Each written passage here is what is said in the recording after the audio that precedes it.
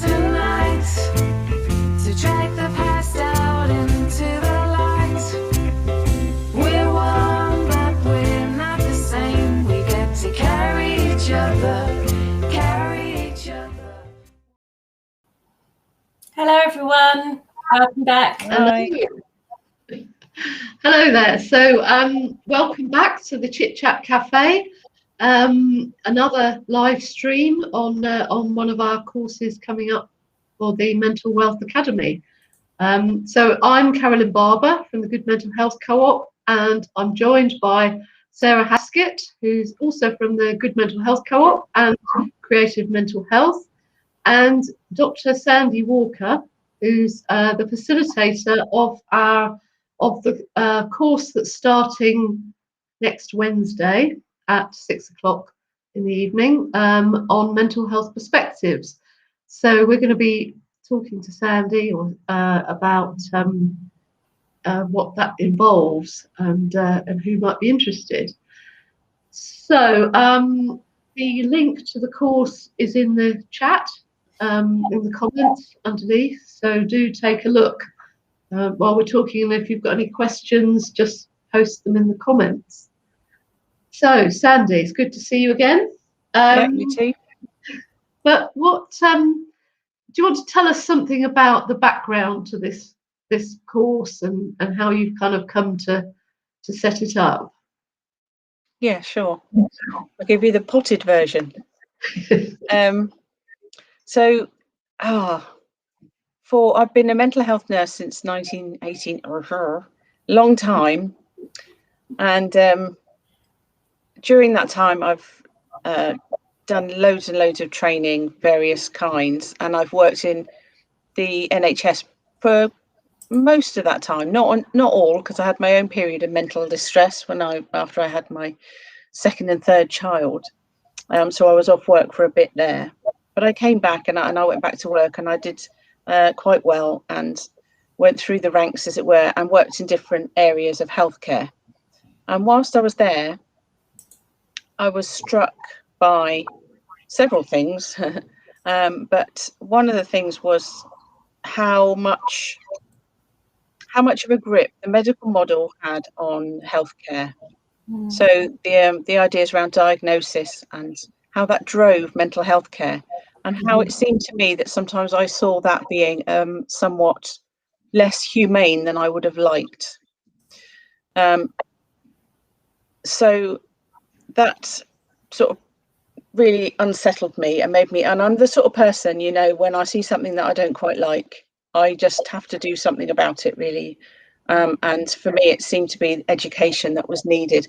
I did a lot of work, obviously, in the community, because Carolyn, you and I met in 2010, I think it was, and started working together and forming the Good Mental Health Co-op from 2011-12, wasn't it? So we were working closely with loads of service users and at the time, and I just became aware of the problem that, no, I didn't become aware then, I was already aware of what a problem stigma is in the community, and institutional stigma, and also, personal stigma, and how we apply that to ourselves. So all these things kind of meshed themselves together in my head, and I thought, what happened really was I woke up in the middle of the night. It was about 4 a.m. and I thought, I had this fully formed program in my head, and I couldn't go back to sleep, so I had to get up and write it down. And this would be about 2012. So I got up, wrote it down, and then managed to go back to sleep. It was before that. It was about 2008. I had the idea, but then I did nothing with it for years. And then we were doing some work with the Good Mental Health Co-op, and we ran. I pulled it out of the cupboard, as it were, and we ran it, called Off the Shelf, in the community, and it was really well received, and I absolutely loved doing it. And I've felt since then that really it should be revisited and reformulated. So this seemed to be the perfect opportunity to do that. So I guess is that. Yeah. Yeah. Do you want to say a bit about, the kind of principles behind it, because you're talking about diagnosis-based intervention from a trauma perspective. From a trauma perspective, yeah. What does that mean to the lay? So still, I mentioned the term medical model earlier, which just basically means really that we are still in mental health care very much focused on diagnostic criteria. So diagnosis, people getting a diagnosis of something to explain a set of symptoms or behaviours, and then given treatments according to those labels. So that's what I mean by diagnosis-based treatment, diagnosis-based sessions. And I've done that because it's pragmatic. We do have services that operate that way. We have to. It mightn't be perfect, but it is how it is, and so we have to be realistic about that. And what I'm really keen on, and I'm certainly not alone in this, there's an enormous great movement in this direction, and many practitioners operate this way anyway, and we always have in the Good Mental Health Co-op, is very much looking at that from a trauma perspective. So the trauma perspective really just means looking at it from the point of view of life is difficult. Life is very often maddening. So it's not at all surprising that we struggle with that we get distressed, that distress sometimes manifests itself in difficult behaviour. And so it's just trying to change the societal view slightly in my own small way on that. So looking at those diagnoses, those labels, from the perspective of where might that have come from, what might have caused that. And that's also influenced by my own experiences of trauma in childhood. And so everything I'm delivering, as well as being now highly qualified and considered an expert in mental health, or mental wellness, I prefer to say, I'm also someone who has lived experience, and I have walked the walk. I do not just talk the talk. And I like that. That really speaks to me, because it's kind of saying, that this is the what we struggle with, the position that we come to within our mental health is not a reflection on who we are. It's a reflection on some of the experiences perhaps that we've had. Yeah. And it's incorporating compassion with that, and into, and saying, well, this is an experience. This is a human experience. Yeah, absolutely. Yeah. And I've developed my own brand of mental health care, love-based mental health care, which is, just from my perspective, what we should have been doing from the begining. And I hope we can do a stream about that another day. Yeah, I was just going to say, we're going to get you on about that, that's a whole topic in itself. And I can see there's a few people on the stream, so drop us a hello, let us know you're there, and ask. This is your opportunity to ask Sandy anything you want about her course, about who she is, what she's doing, and so we open this up to you. Your course is quite extensive, isn't it? I've looked at the areas that you're going to be discussing, and it's a long course as well, because it's got that sort of part one of the first 5 weeks, and then flows after Easter into another 5 weeks. Anyone that's watching, if you can't make every session, it will be recorded, it will be uploaded, and the slides will be available too. But it feels like it's really substantial. This is a really great piece of education that people can access in the community, which isn't normally something that, it's not something that often happens, is it? No, that's true. I guess so. I have won awards for teaching.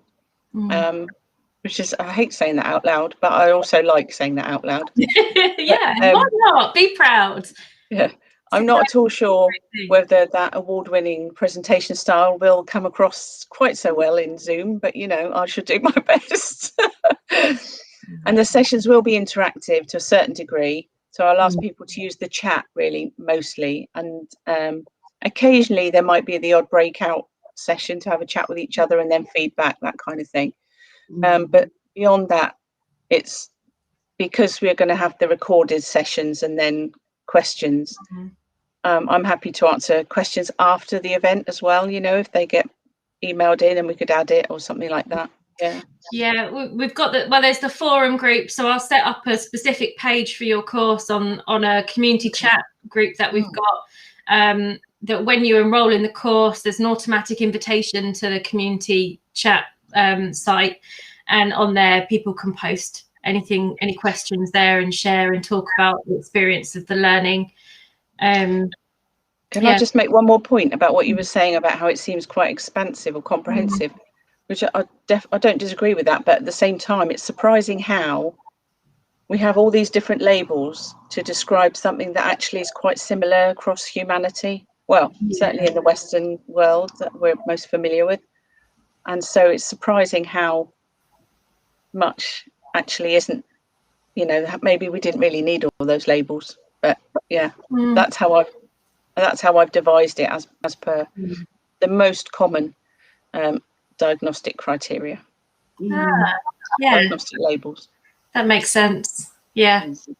So Sandy, just thinking about who do you think would benefit from this course? If people are watching this, is it for them? Who would you like to come?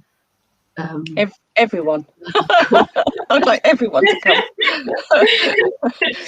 Some of the places where I've personally advertised it, for example, would be anyone working with people who are often in mental distress, just to gain some more understanding and maybe compassion, because the more we can understand what's going on behind these labels, then they become less scary and you can feel more compassion for people, because we realize that we have this common humanity going on rather than people with mental health problems or mental distress being being different to the rest of us. I would really love it if loads of people with lived experience of mental distress came along, just to gain more understanding and insight and maybe a different perspective on their own experience. And we probably won't have much time to actually share stuff, but if doing it face to face, it was slightly longer when we delivered it, and that was certainly an important element then. I'd love it if I've shared it with the police, with lived experience groups, what else, health professionals, all sorts, anyone who just fancies something a little bit different in a different format, maybe. I don't know, just members of the public, anyone that's interested. So anyone, basically. All of you. Yeah, I really did mean that. Yeah, anyone. I think I'm as you are. There is quite a hunger, isn't there, to understand what I think so. What these, complicated terms mean, and just kind of understand more about mental health, and especially with COVID and all the impact that's had on mental health generally, hasn't it? It's become more okay to talk about mental health, and that's been quite a nice. You've got to look for the positives in everything, haven't you? I guess. So at least that's been a fairly good outcome from the devastation of the last year. There's been a lot of devastation and a lot of trauma lived, but there has, as you say, there has been some useful elements that have come out of what we've gone through, and one of those being the understanding within mental illness and distress being become more commonly understood, because everyone's gone through a touch of that over the last year in some degree. And also the reach, in these types of courses, that it's been quite amazing, actually, the reach that we've had in the courses that we've been developing here and that we've been putting on. The course that we ran yesterday, there was someone from Cape Town in South Africa. Yeah, wow. Nice. So if you're watching again, you're famous now. So and I think people in America as well, and that the reach has gone really quite broad. So I feel like there has become a platform where social change can happen globally. And these types of courses and these conversations are so relevant to that's what's was bringing us together when we're actually most distance, we're actually closer in some way. Yeah. Hi Liz, I just said hello on the chat. Oh, hi Liz. So what, just think, so if someone signs up for the course, is there any kind of preparation or anything that they need to bring, you know? No, an open mind and an open heart. There we are. That's all they need to bring. But each one of the... What about things like notes? No. What things like what? Sorry. Like, would they need to take notes, or would they? Well, you know, can they kind of see the slide afterwards? They can. They're welcome. Anyone's welcome to take notes. I'm someone who learns best when I take notes anyway, but it's not essential. The PowerPoint slides will be there at the same time as my face, as it were. So it's not death by PowerPoint, just to reassure everyone. But they act as a good aid memoir for me, and then yeah, they'll be there to be accessed with the video, I believe, afterwards. So there's no real need to take notes, and you don't need anything particular throughout the course. What I do like to do is for every week there is a practical activity at the end. So as well as learning something, hopefully, what I like to do is think that I give people little tools to put in their toolkit of well-being to take away with them, that they can use themselves, or they might be able to pass on to somebody else. So at the end of every week, there's something that's related to the topic we've been talking about that's been shown to be particularly helpful for that topic generally. So yeah, that's the only real practical aspect to it. So there's no need to prepare in advance. No. Okay, great. I love the idea of just practical exercises as well, because you know, I think this idea that we can a bit like with physical health, you know, there are things that we can do and exercises that we can think about regularly, which help mental health generally. Help sort of resilience and well-being. I was interviewed by a journalist last night for a magazine article, and I said to her in the interview that we think about exercising our physical body, but what about exercising our mental body as well? You know, let's get some psychological keep fit going on kind of thing. Yeah, the ways to do that. Yeah, so, absolutely. I can see Liz is asking about the subject of the course. So the course title is Mental Health Perspectives. Yeah, so that's the website there. I've just popped it on the bottom of the screen there, but it is in the chat as well, Liz, so you can always, and anyone can pop along and have a look at that. Get all the info. So was there anything else you wanted to add about the course, Sandy? I can't think of anything particularly. I think I've covered everything.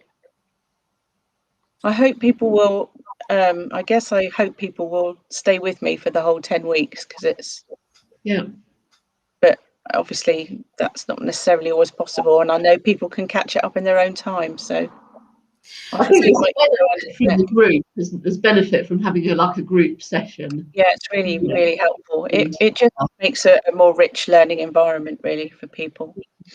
And does each session kind of build on the other, or could people pop into one, or would you say, well, it's best that they have watched the previous I would session? Ideally, it would be good if they've been to them all, because there are definite threads that go through all of them.